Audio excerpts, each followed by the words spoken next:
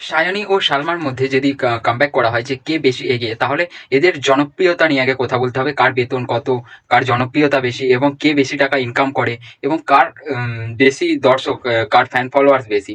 এদিক থেকে যদি আমরা দেখি যে সায়নী একটা অন্য ইউটিউব চ্যানেলে কাজ করে এবং সালমা একটা অন্য ইউটিউব চ্যানেলে কাজ করে। সালমা পল্লিগ্রাম টিভি চ্যানেলে কাজ করে। পল্লিগ্রাম টিভি চ্যানেল থেকে সালমা যে জনপ্রিয়তা পেয়েছে, অনেক খুব ভালো জনপ্রিয়তা পেয়েছে, এবং সালমা এবং সায়নী দুজনেই কিন্তু সৌন্দর্যের দিক থেকে খুব বেশি এগিয়ে, কারণ দুজনেই খুব সুন্দর।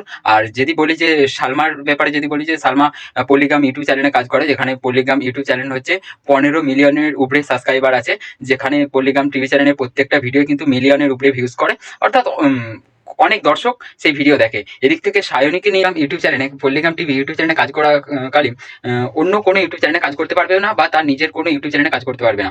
এদিক থেকে সালমা যেটা বেতন পায় পল্লিগ্রাম টিভি চ্যানেল থেকে, সেটাই কিন্তু তার মাসের বেতন হয়। আর এদিক থেকে সায়নীকে নিয়ে যদি কিছু বলি, তাহলে সায়নী দেখো কমেডি ভিডিও করে টিমের সাথে, এবং সায়নীর নিজস্ব একটা ইউটিউব চ্যানেল আছে, সায়নী নাম্বার 1। সেই ইউটিউব চ্যানেলে সে কিন্তু নিজস্ব ভিডিও করে, এবং সেখান থেকেও সে খুব ভালো মোটা টাকা ইনকাম করে।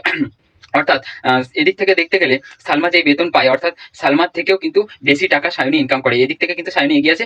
আর যদি সালমার ব্যাপারে বলি, সালমার ভিডিও যেমন খুব ভালো রিচ করে, এদের থেকে বেশি ভিউজ পায়, তারপরেও কিন্তু সালমাকে যেই বেতনটা দেওয়া হয়, সেই বেতনটাতেই সালমা সেটা নিয়ে থাকতে হয়। আর এদিক থেকে সায়নী কিন্তু নিজের ইউটিউব চ্যানেল যেহেতু আছে, এবং এদের জনপ্রিয়তাটা খুব ভালো জনপ্রিয়তা রয়েছে, এবং এদের দুজনেই কিন্তু খুব ভালো এগিয়ে রয়েছে। এদিক থেকে সায়নী একটুখানি এগিয়ে রয়েছে, কারণ বেতনের দিক থেকে, কারণ সায়নী নিজের ইউটিউব চ্যানেলে কাজ করে, এবং নিজের ইউটিউব চ্যানেলে এখন কমেডি ভিডিও ছাড়তে দেখা যাচ্ছে, যে সে নাকি নিজের ইউটিউব চ্যানেলে কমেডি ভিডিও ছাড়ছে, এবং সেখান থেকে যেই টাকাটা পাচ্ছে সালমার থেকে একটু বেশি। তাই এদিক থেকে টাকার অঙ্কের দিক থেকে দেখতে গেলে কিন্তু সায়নী এগিয়ে রয়েছে। আর জনপ্রিয়তা বলতে গেলে দেখো পল্লিগ্রাম টিভি চ্যানেলে যেহেতু 15 মিলিয়নের উপরে সাবস্ক্রাইবার রয়েছে, আর এদের প্রত্যেকটা ভিডিওই মিলিয়ন মিলিয়ন মিলিয়ন ভিউজ হয়, অর্থাৎ জনপ্রিয়তা দেখতে গেলে কিন্তু সালমাকে সায়নীর থেকে বেশি দর্শক চিনে। কারণ সালমা সৌন্দর্যের দিক থেকে দেখো পল্লিগ্রাম টিভি চ্যানেলে খুব ভালো নাম কামিয়েছে, এবং সায়নীও কিন্তু এদিক থেকে সৌন্দর্যের দিক থেকে অনেকটা এগিয়ে। এদের দুজনের কামব্যাক কিন্তু অনেকটা এগিয়ে। আর এদিক থেকে টাকার হিসাবে দেখতে গেলে সায়নী অনেকটা এগিয়ে রয়েছে। তো দুজনেই খুব ভালো কমেডি ভিডিও করে, এবং দুজনেরই জনপ্রিয়তাটা অনেকটাই বেশি। তাই এদেরকে নির্দিষ্ট করে বলা যাবে না কে বেশি এগিয়ে এবং কে বেশি পেয়েছে।